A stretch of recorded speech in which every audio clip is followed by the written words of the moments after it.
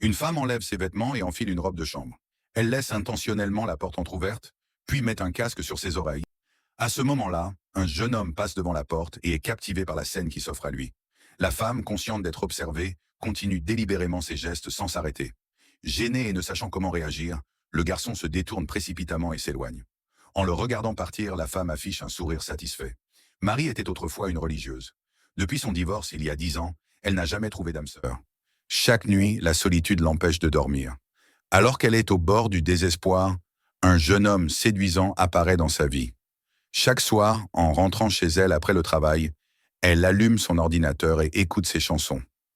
Progressivement, elle commence à lui exprimer son affection.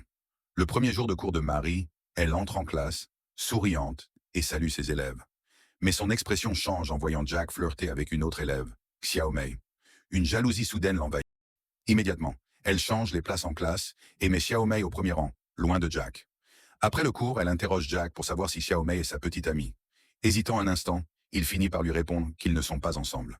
Cette réponse remplit Marie de joie. Le lendemain, cependant, elle surprend Jack et Xiaomei en train de se rapprocher. Furieuse, elle intervient brusquement et réprimande Xiaomei avant de l'envoyer au fond de la classe. Mais l'attitude provocante de la jeune fille irrite encore plus Marie.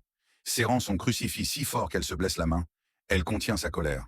Après les cours, elle convoque Jack sous prétexte que ses résultats scolaires baissent et l'invite à venir dans sa chambre pour une session de révision.